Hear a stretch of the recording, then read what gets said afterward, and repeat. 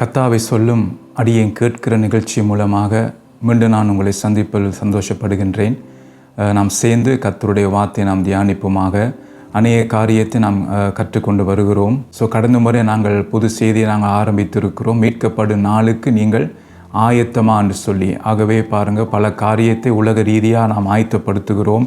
பாருங்கள், எங்கேயாவது நாங்கள் விடுமுறைகளுக்கு போவதாக இருந்தால் அதுக்கு முதல்ல எவ்வளோ காரியத்தை நாம் ஆயத்தப்படுத்துகிறோம். அதே போல் உலக ரீதியாக நாங்கள் பல காரியத்தை நாம் ஆயத்தப்படுத்துகிறோம். ஆயத்தப்படுத்தினால்தான் நாம் செய்ய வேண்டிய அந்த காரியம் நமக்கு நல்லதாக முடியும். அதனால தான் நாம் என்ன செய்கிறோம், எல்லா காரியத்திനും ஆயத்தத்தோடு தான் நாம் செயல்படுகிறோம். அது உலக ரீதியாக நாம் அறிந்து வைத்திருக்கிறோம். பாருங்கள், பிள்ளைகளை படிப்பெடுத்தாலும் கூட பாருங்கள், அவங்களுக்கு சோதனை வரும்போது, அந்த டெஸ்ட்டுகள் வரும்போது பிள்ளைகள் ஏற்கனவே ஆயத்தப்படுத்துகிறார்கள் என்றால் அந்த சோதனையை அவர்கள் வெற்றியாக அதை பாஸ் பண்ணுவதற்காக இப்படி பல ஆயத்தங்களை செய்கிறார்கள். அப்போ உலக ரீதியாக நாம் அதெல்லாம் தெரிஞ்சு வச்சிருக்கிறோம். ஆனால் இங்கே பார்க்கும்போது பாருங்கள், நமக்கு ஒரு மீட்கப்படும் நாள் ஒன்று வர இருக்கிறது. எப்படி நாம் ரட்சிக்கப்பட்டோமோ அப்போ ரட்சிக்கப்பட்ட ஒவ்வொருடைய வாழ்க்கையிலும் கர்த்தர் ஒரு மீட்கப்படும் நாளை நியமித்திருக்கிறார். அப்போ அந்த மீட்கப்படும் நாளுக்கு தான் எங்களுக்கு உதவியாக பரிசுத்த ஆவியானவர் நமக்கு கொடுக்கப்பட்டிருக்கிறார். அதான் கடந்த முறை நாங்கள் பல காரியத்தை நாம் தியானித்தோம். பரிசுத்த ஆவியானவர் நம்முடைய வாழ்க்கையில் எவ்வளோ முக்கியம் என்று சொல்லி நாங்கள் கடந்த முறை தியானித்தோம். என்ற ஆவியானவர் இல்லாமல் இந்த பூமியிலே நாம் ஆயத்தப்பட முடியாது. அந்த மீட்கப்படும் நாளுக்காக நான் ஆயத்தப்பட முடியாது. அதனால தான் என்ற ஒரு பக்கம் பாருங்கள், சத்துரு அந்த மீட்கப்படும் நாளுக்கு நான் ஆயத்தமாகாதபடிக்கு பாருங்கள் பல உலக ஆசைகளையும் உலக இச்சைகளையும் கொண்டு நாம் பாருங்கள், சத்துரு பலவிதமான தடைகளை கொண்டு வருகிறான். எப்படியான தடைகள் என்றால், உலக ஆசைகள், உலகத்துக்குரிய காரியங்களை நோக்க வைத்து அதை மீட்கப்படும் நாளுக்கு நானும் நீங்களும் ஆயத்தமாகாதபடிக்கு பலவிதமான தடைகளை கொண்டு வருகிறான். அப்போ அதனால தான் ஆவியானோர் உதவி இல்லாமல் நாம் ஆயத்தப்பட முடியாதுன்னு சொல்லி தான் கடந்த முறை பல காரியங்களை நாம் தியானித்தோம். இன்றைக்கு தொடர்ந்து நாம் மிச்ச காரியத்தை நாம் தியானிப்போம். பாருங்கள், மீட்கப்படும் நாளுக்கு என்று எப்படி நான் ஆயத்தப்பட வேண்டும். அதுதான் இப்போ நாங்கள் தியானிக்க போகிறோம். பாருங்கள், அப்போ அந்த மீட்கப்படும் நாளுக்கு எப்படி ஆயத்தப்படுவது அதை நாம் தெரிஞ்சு வச்சிருக்கோம். அதை இன்றைக்கு நாம் சேர்ந்து நாம் தியானிப்போம். இன்றைக்கு தியானத்துக்கு எடுத்துக்கொள்ளுங்கள் 1 தெசலோனிக்கேயர் 4ஆம் அதிகாரம் 16வது வசனத்தை என்னோடு எடுத்துக்கொள்ளுங்கள். ஏனெனில் கர்த்தர் தாமே ஆரவாரத்தோடும் பிரதான தூதனுடைய சத்தத்தோடும் தேவ எக்காலத்தோடும் வானத்திலிருந்து இறங்கி வருவார். அப்பொழுது கிறிஸ்துவுக்குள் மரித்தவர்கள் முதலாவது எழுந்திருப்பார்கள் என்று சொல்லி இங்கே கர்த்தருடைய வார்த்தை நமக்கு சொல்லுகிறது. பாருங்கள், அப்போ இந்த வார்த்தை நீங்கள் பல தடவை வாசிச்சுட்டு இருக்கலாம். ஆனால் இதில் ஒரு காரியத்தை நாம் கவனிக்க வேண்டும் என்று சொன்னால், அந்த மீட்கப்பட நாளும் பாருங்கள் யார் எடுத்துக்கொள்ளப்படுவார்கள் என்றால், இங்கே என்ன சொல்லுகிறது பாருங்கள், ஆண்டவர் கர்த்தர் தாமே ஆரவாரத்தோடும் பிரதான தூதனுடைய சத்தத்தோடும் தேவ எக்காலத்தோடும் அவர் வானத்திலிருந்து இறங்கி வருவார்னு சொல்லப்பட்டிருக்கு. அப்போ வானத்திலிருந்து ஒரு பக்கம் ஆண்டவர் இறங்கி வருகிறார். பாருங்கள், அந்த ஆண்டவர் தாமே வாரார். பிரதான தூதன சத்தம் அங்கே வருகிறது, மற்ற தேவ எக்காலத்தம் சத்தம் வருகிறது. அப்போ அந்த சத்தத்தோடு ஆண்டவர் இறங்கி வருகிறார். அப்போ இங்கே பூமியில் ஒரு காரியம் சம்பவிக்கிறது. என்னன்னு சொன்னால், அங்கே சொல்லப்பட்டிருக்கின்ற அப்பொழுது பாருங்கள், கிறிஸ்துவுக்குள் மரித்தவர்கள் முதலாவது எழுந்திருப்பார்கள். அதான் முக்கியம். அப்போ இன்றைக்கு பார்த்தீங்கன்னா நாம் கிறிஸ்துவுக்குள் நாம் மரிக்க வேண்டும், கிறிஸ்துவுக்குள் நாம் வாழ வேண்டும். அப்போ எந்த ஒரு மனிதன், எந்த ஒரு மனுஷி கிறிஸ்துவுக்குள் வாழ்கிறார்களோ அவர்கள்தான் மரிக்கும்போது கிறிஸ்துவுக்குள் மரிப்பார்கள். அதுதான் மிக முக்கியம். நம்முடைய மரணம் எப்படி இருக்க போகிறது தான் முக்கியம். அப்போ இன்றைக்கு நானும் நீங்களும் பார்த்தீங்கன்னா, அந்த மீட்கப்படும் நாளுக்கு நான் எப்படி ஆயத்தப்பட வேண்டும் என்றால், முதலாவது நாம் கிறிஸ்துவுக்குள் நாம் வாழ வேண்டும், மற்றது கிறிஸ்துவுக்குள் நாம் மரிக்க வேண்டும். அதுதான் முக்கியம். இன்றைக்கு நாம் கிறிஸ்தவர்களாக இருக்கிறோம், நல்லது. இன்றைக்கு நல்ல பல பேர் வைராக்கியமாக இருக்கிறார்கள், கிறிஸ்துவுக்காக வைராக்கியமாக இருக்கிறார்கள். பாருங்கள், ஞாயிற்றுக்கிழமை தோறும் ஆராதனை கலந்து கொள்ளுகிறார்கள், தவறாமல் கலந்து கொள்ளுகிறார்கள், மற்றது ஜெப கூட்டங்கள். அப்போ கிறிஸ்தவனாய் செய்ய வேண்டிய எல்லா காரியங்களையும் அவர்கள் தவறாமல் செய்கிறார்கள். நல்ல காரியம்தான். ஆனால் உங்களை பார்த்த ஒரு கேள்வி நான் கேட்கிறேன், நம்முடைய வாழ்க்கை கிறிஸ்துவுக்குள் இருக்கிறதா? அதுதான் முக்கியம். அப்போ நான் கிறிஸ்தவனாக மாத்திரம் என்னுடைய வாழ்க்கையை நான் வாழ்ந்தால் என்னுடைய வாழ்க்கையிலே மாற்றம் வராது. தான் பலமுறை நாங்கள் தியானித்தோம். அப்போ கிறிஸ்து என்னிடத்தில் எப்படியான வளர்ச்சியை எதிர்பார்க்கிறாரோ அந்த வளர்ச்சி எனக்குள் வராது. நான் ஒரு கிறிஸ்தவனாக இருந்து அந்த வாழ்க்கையை நான் வாழ்ந்து போவேன். ஆனால் ஒரு பக்கம் உலகத்துக்கு நான் மறிக்க மாட்டேன். என்னுடைய மாம்சத்தை என்னால் ஒடுக்க முடியாமல் இருக்கும். இச்சையினாலே நான் நடத்தப்படுவேன், மாம்சத்தினாலே நான் நடத்தப்படுவேன். அப்போ ஒரு பக்கம் பார்த்தீங்கன்னா மாம்சம் என்னை மேற்கொள்கிறது. நான் ஞாயிற்றுக்கிழமை தவறாமல் எல்லாத்தையும் நான் செய்வேன், பிரசங்கம் பண்ணுவேன், ஊழியம் செய்வேன், பாருங்க ஆராதனை நடத்துவேன். ஸோ என்னென்ன ஊழியங்கள் நாம் செய்கிறோமோ அதெல்லாம் நாம் உற்சாகமாய் செய்வோம். ஆனால் இன்னொரு பக்கம் பார்க்கும்போது என்னுடைய வாழ்க்கையிலே கட்டு இருக்கும். அந்த கட்டினாலே நான் இருப்பேன். பிசாசு தன்னுடைய இச்சைப்படி செய்ய என்னை நடத்துவான். என்னுடைய மனது குருட்டாக்கப்பட்ட நிலைமையில இருக்கும். இன்றைக்கு பார்த்தீங்கன்னா கிறிஸ்தவ உலகத்திலே அநேகருடைய மனது குருட்டாக்கப்பட்ட நிலைமையிலே காணப்படுகிறது. அது கவலைக்குரிய விஷயம் என்னென்றால், சபை நடத்துகிற தலைவர்கள் பாருங்க, ஊழியங்கள் செய்கிறவர்கள், பொறுப்பார்ந்து ஊழியம் செய்கிறவர்கள் பாருங்க, தலைமைத்துவத்தில் இருக்கிறவர்கள், அவருடைய மனது குருட்டாக்கப்பட்டிருக்கிறது. ஊழியம் செய்கிறவருடைய மனது குருட்டாக்கப்பட்டிருக்கிறது. பிரசங்கம் பண்ணவருடைய பார்த்தீங்கன்னா மனது குருட்டாக்கப்பட்டிருக்கிறது. அப்போ அதனால தான் இன்றைக்கு பல பேர் பலவிதமான கட்டுகளோடு அவங்களுடைய வாழ்க்கை போய்கொண்டிருக்கிறது. அந்த கட்டிலிருந்து விடுதலை இல்லாதபடிக்கு அவர்கள் தவித்து கொண்டிருக்கிறார்கள். அதுக்கு என்ன காரணம் என்றால், நாம் நல்லொரு கிறிஸ்தவனாகத்தான் இருக்கிறோமோ ஒழிய கிறிஸ்துவுக்குள் நம்முடைய வாழ்க்கை இல்லை. அப்போ நாம் ரட்சிக்கப்பட்ட நம்முடைய வாழ்க்கையிலே கிறிஸ்து உருவாக வேண்டும். அதான் நாங்கள் பார்க்குறோம். பவுல் அப்போஸ்தலன் சொல்லுகிறார், கிறிஸ்து உங்களில் உருவாகும் அளவுக்கும் நான் கற்ப வேதனை நான் படுகிறேன் என்று சொல்லி. அப்போ ஒவ்வொருடைய வாழ்க்கையிலும் கிறிஸ்து உருவாக வேண்டும். அப்போ கிறிஸ்து எனக்குள் உருவாகினால்தான் என்னுடைய வாழ்க்கை கிறிஸ்துவுக்குள் இருக்கும். அப்போ நான் இந்த பூமியிலே கண்ணை நான் மூடும் போது கிறிஸ்துவுக்குள் நான் மரிக்க முடியும் என்று அங்கே வேதத்தை நாங்கள் பார்க்கிறோம். அப்போ ஆண்டவர் வருகிறார், நம்ம எடுத்துக்கொள்ள வருகிறார். ஆனால் அதுக்கு முக்கிய காரணம் என்னன்னு சொன்னால், என்னுடைய வாழ்க்கை நான் பூமியிலே வாழ்கிற இந்த காலங்களிலே என்னுடைய வாழ்க்கை கிறிஸ்துவுக்குள் இருக்க வேண்டும். அதுதான் மிக மிக முக்கியம். இன்றைக்கு நாம் கிறிஸ்தவனாய் இருக்கிறதை விட்டுட்டு நம்முடைய வாழ்க்கை கிறிஸ்துவுக்குள் இருக்கத்தக்க விதமாக நம்முடைய கிரியைகளை நாம் செய்ய வேண்டும். அப்போ ஒரு பக்கம் பார்த்தீங்கன்னா நாம் உலக காரியத்தை செய்து கொண்டிருக்கிறோம். இன்னொரு பக்கம் ஞாயிற்றுக்கிழமை வரும்போது கர்த்தருடைய காரியத்தை நாம் செய்கிறோம். பிறகு கிழமை நாட்களிலே பார்த்தீங்கன்னா உலக காரியத்தை நாம் தீவிரமாக செயல்படுத்துகிறோம். அப்போ நம்முடைய வாழ்க்கையில் பார்த்தீங்கன்னா இதை வெளிப்படுத்தல் என்ன சொல்லுகிறது? வெதுவெதுப்பான வாழ்க்கை. அதாவது குளிரும் அல்ல, அனலும் அல்ல, அதில் நடுவிலே நாம் இருக்கிறோம்.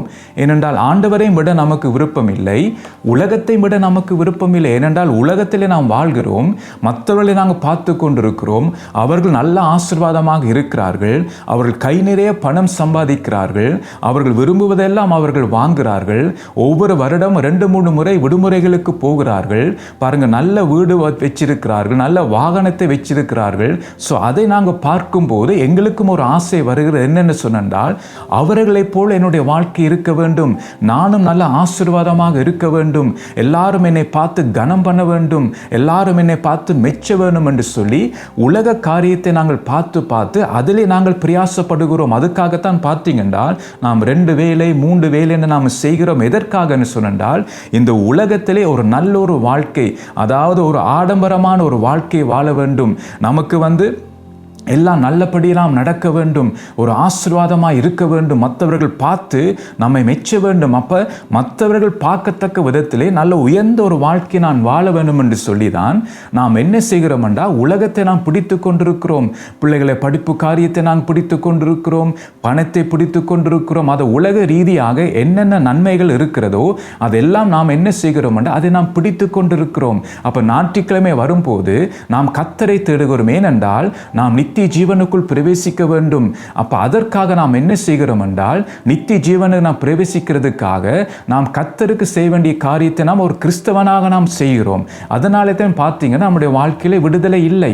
அப்ப நாம் என்ன செய்கிறோம் என்றால், நாமே நாம் ஏமாற்றி கொண்டு இருக்கிறோம். அப்ப பிசாசு என்ன செய்கிறான் என்றால், நம்முடைய மனதை குருட்டாக்கி வைத்திருக்கிறான். மற்றது நாம் அவனுடைய இச்சைப்படி செய்ய அவனாலே நாம் நடத்தப்படுகிறோம். அது நமக்கே தெரியாமல் இருக்கிறது. நாம் பிசாசினாலே நடத்தப்படுகிறோம் என்று சொல்லி நமக்கே தெரியாமல் இருக்கிறது. பாருங்க, நம்முடைய பேச்சு எப்படி இருக்குன்னு பாருங்க.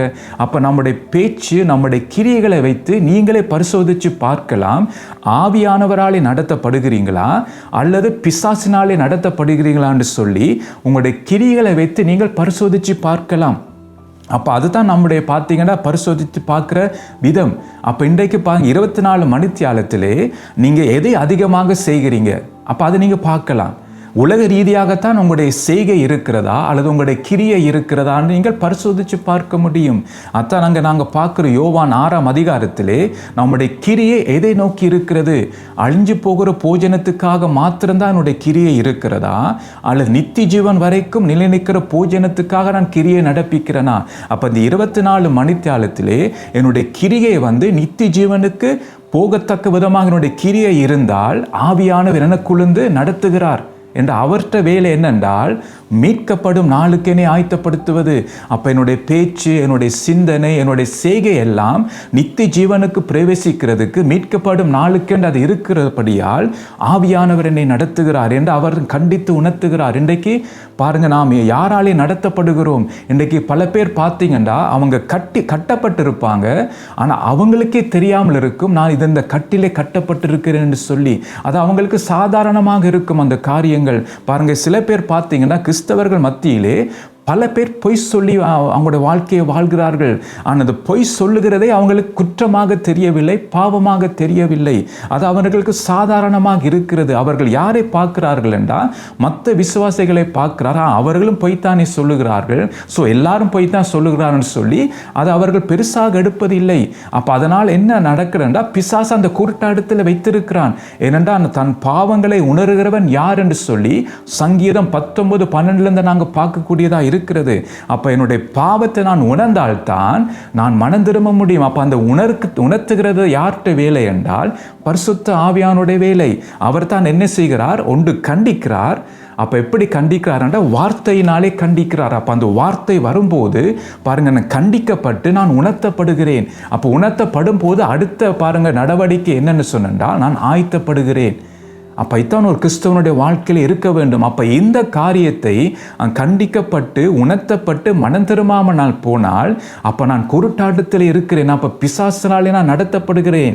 அப்போ பிசாசுக்கு தெரியும் இவன் மனம் திரும்பினால் சரியான வழியிலே போய்விடுவான். அதனால் இவன் மனம் திரும்பாத படிக்கு இவனுக்கு உலக ஆசைகளை நான் கொடுக்க வேண்டும். பாருங்க, பண ஆசையை நான் இவனுக்கு கொடுக்க வேண்டும். உலகத்து மீது இருக்கிற அந்த காரியங்களில் ஒரு இச்சையை நான் அவனுக்கு கொடுக்க வேண்டும் என்று சொல்லி அவன் என்ன செய்வான் என்றால் அத்தான பார்க்குறோம் நாங்கள், அந்த கலைகளை அவன் விதைக்கிறான். அப்போ நம்முடைய வாழ்க்கையில் ஒரு தூக்கமான நிலைமை இருக்கும்போது, நாம் தூங்கிக்கொண்டு நாங்கள் இருக்கும்போது நம்முடைய ஆவிக்குரிய வாழ்க்கையிலே அத்தான் ஆண்டவர் சொல்லுகிறார் விழித்திருங்கள் என்று சொல்லி. ஏனென்றால் மனுஷகுமாரன் எப்போ வருவாருன்னு நமக்கு தெரியாது இருக்கிறபடியால் விழித்திருங்கள் என்று சொல்லுகிறார். இன்னொரு இடத்தை சொல்கிறார் ஆயத்தமாக இருங்கள் என்று சொல்லி. அப்போ ரெண்டு காரியங்களும் நம்முடைய வாழ்க்கையில மிக மிக முக்கியம்.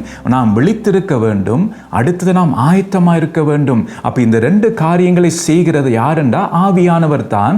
நமக்கு இந்த காரியத்தை உணர்த்தி நாம் விழித்திருக்கிறது கேட்ட கிரியைகளை செய்யவும் ஆயத்தமாக இருக்கத்தக்க கிரியைகளை செய்யவும் ஆவியானவர் தான் நம்மை நடத்துகிறார். அப்போ இன்றைக்கு நீங்கள் பரிசோதிச்சு பாருங்க, நீங்கள் விழித்திருக்கிறீங்களா அல்லது நீங்கள் ஆயத்தமாக இருக்கிறீங்களான்னு சொல்லி. அப்போ இந்த ரெண்டு காரியங்களுடைய வாழ்க்கையில் இல்லை என்றால் அது என்னன்னு சொன்னால் சத்துருவினால் நீங்கள் நடத்தப்படுகிறீங்க. அத்தான் அப்போ உங்களை நீங்கள் பரிசோதிச்சு பாருங்க. அப்போ இப்போ நாங்கள் மனம் திரும்ப வேண்டும். இனி காலம் செல்லாது. கர்த்தர் நமக்கு தருணங்களை தருகிறார், கர்த்தர் நமக்கு வாய்ப்பை தருகிறார். தயவு செய்து அதை நீங்கள் இழந்து போகாதீங்க. இழந்து போனீங்கன்னா அந்த ஐஸ்வர்யவான் பாருங்க, அந்த பாதாளத்திலிருந்து அவன் சொல்லுகிறான் நான் இங்கே வேதனைப்படுகிறேனே என்று சொல்லி. உலகத்தில் நல்ல வாழ்க்கை வாழ்ந்த மனுஷன்தான், சம்பூர்ணமாய் வாழ்ந்த மனுஷன், நல்லா சாப்பிட்ட மனுஷன், நல்லா உடுப்புடுத்தின மனுஷன், பாருங்க உலக ரீதியாக நல்ல செல்வாக்க வாழ்ந்த மனுஷன். ஆனால் அவனுடைய வாழ்க்கை ஒரு நாள் முடிந்தது. அதே போல தான் நம்முடைய பூமியிலே வாழ்கிற நம்முடைய வாழ்க்கையும் குறுகினது. பாருங்க, கர்த்தர் நம்முடைய காலத்தை அவருடைய கரத்தில் வைத்திருக்கிறார். ஆனால் சில நேரம் பார்த்தீங்கன்னா கர்த்தர் குறித்த அந்த காலத்துக்கு முன்பாக நமக்கு மரணம் வரலாம். அது என்னன்னு சொன்னா நாம் செய்ய வேண்டிய காரியங்களை செய்யாமல் போகும்போது, நம்முடைய சரீரத்தை நாம் கவனிக்காமல் போகும்போது, அதான் பாருங்க சரீரத்தை கவனிக்காமல் போகும்போது அதால வியாதிகள் வருகிறது. பாருங்க, அதனால வியாதிகள் வரும்போது சில பேர் கர்த்தர் குறித்த அந்த காலத்துக்கு முன்பாகவே மரணம் அடைந்து விடுவார்கள். அது கர்த்தருடைய சித்தமா இருக்காது.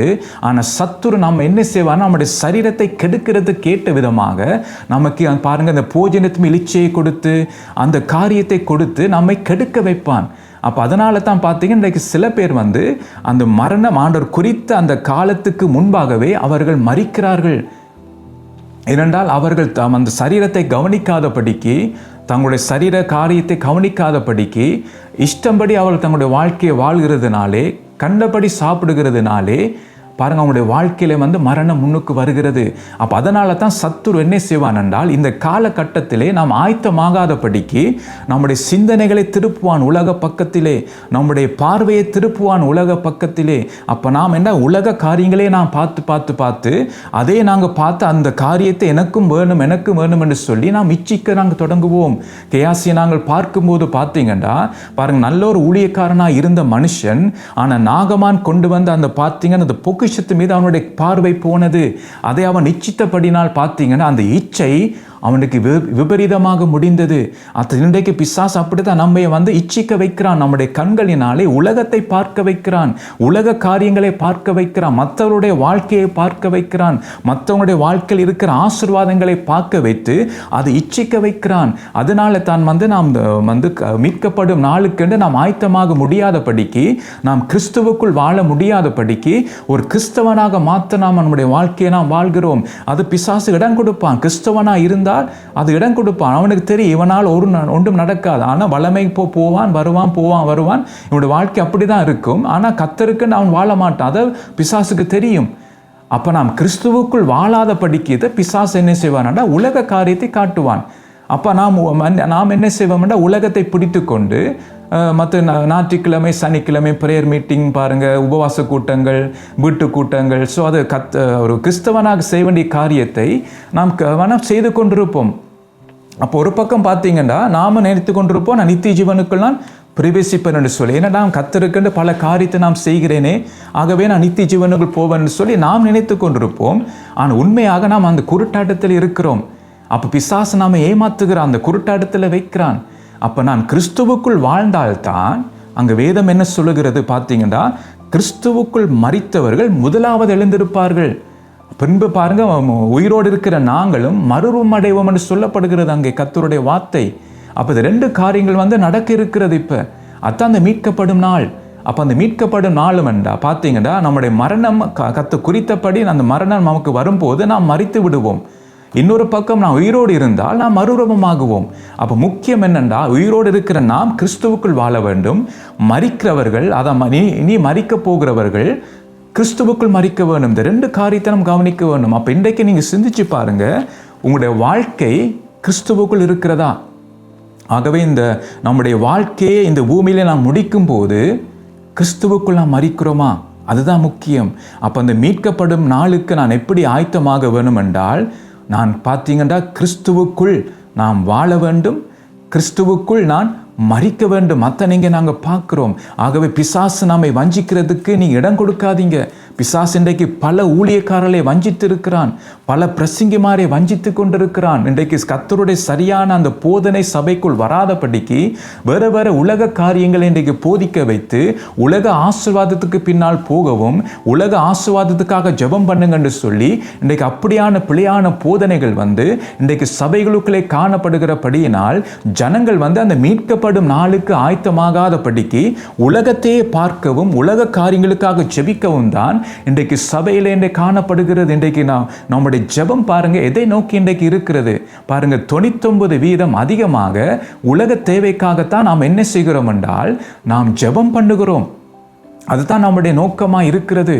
அதற்காகத்தான் நான் ஜெபம் பண்ணுவேன். நம்முடைய ஆவிக்குரிய வாழ்க்கைக்காக, ஆண்டவர் என்னுடைய வாழ்க்கையில் இந்த கட்டு இருக்கிறதே, இந்த கட்டிலிருந்து என்னுடைய வாழ்க்கையில விடுதலை இல்லாமல் இருக்கிறது என்று சொல்லி அதற்காக நாம் போராடி ஜெபம் பண்ணுகிறோமா? ஆண்டவரே நீர் இந்த வாழ்க்கையில் எனக்கு விடுதலை தர வேண்டும் ஆண்டவரே. நான் விழுந்து எழும்பிக் கொண்டு நான் இருக்கிறேன் ஆண்டவரே.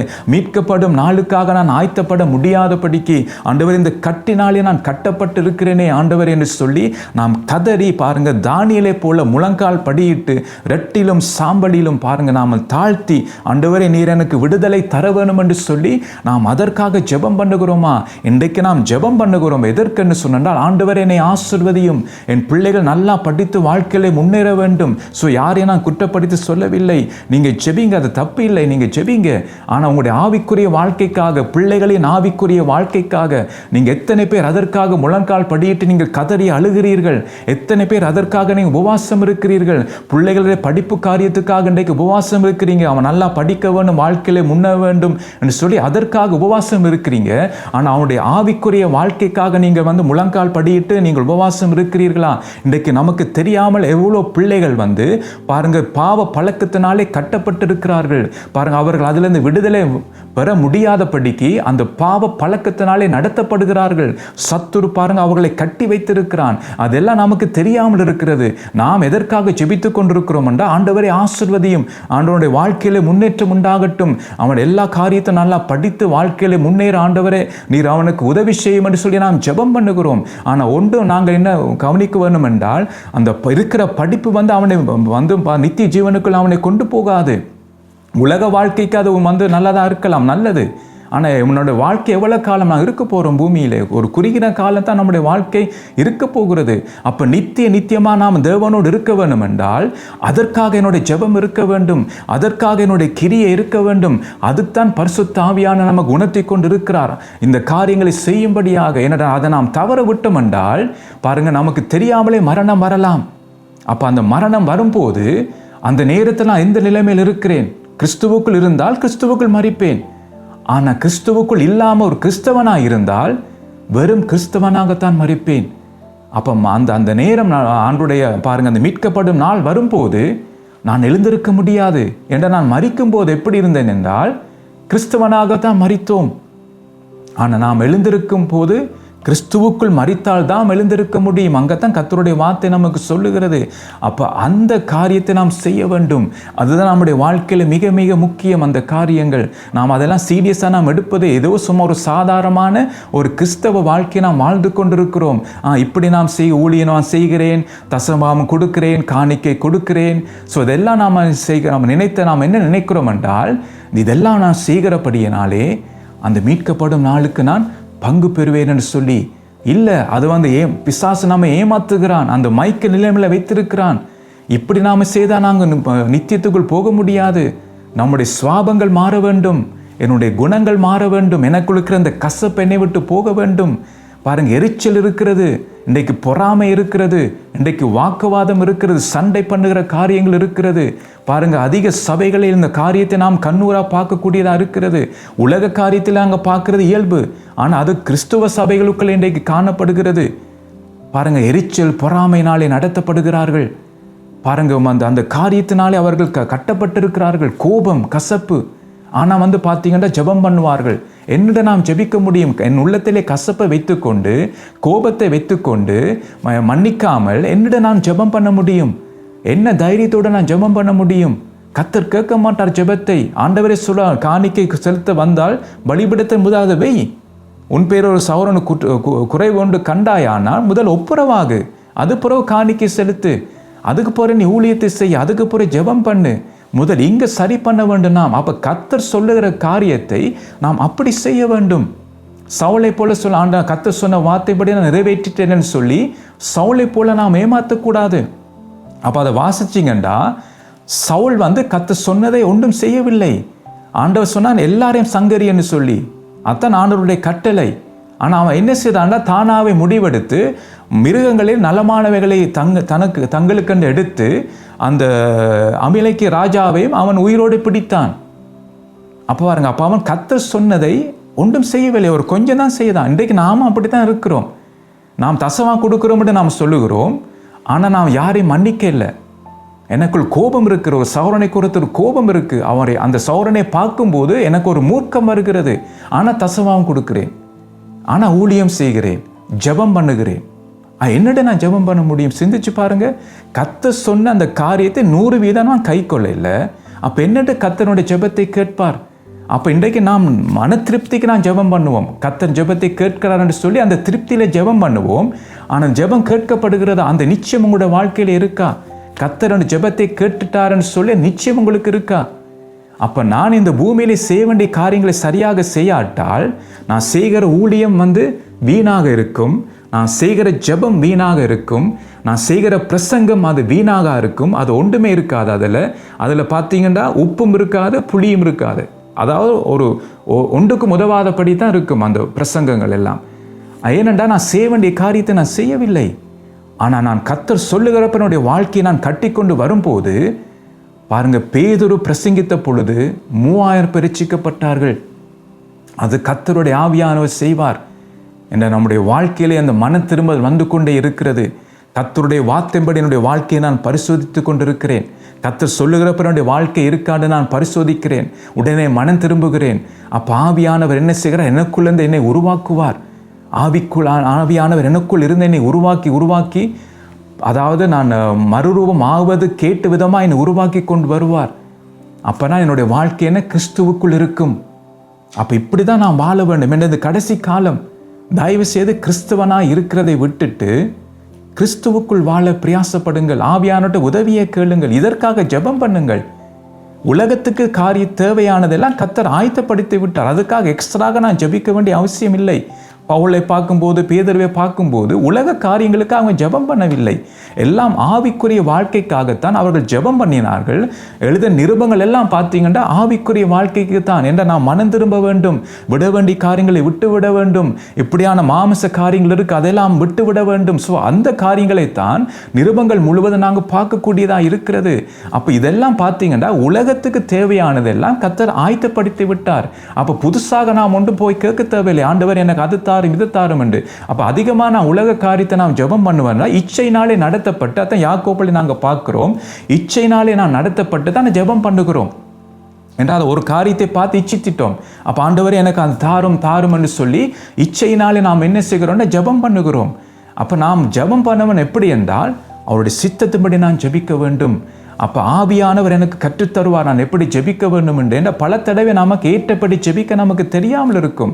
அப்போ ஆவியானவர் என்னோடு இருந்து நான் எப்படி ஜெபிக்க வேண்டும் என்று சொல்லி ஆவியானவர் நடத்துவார்.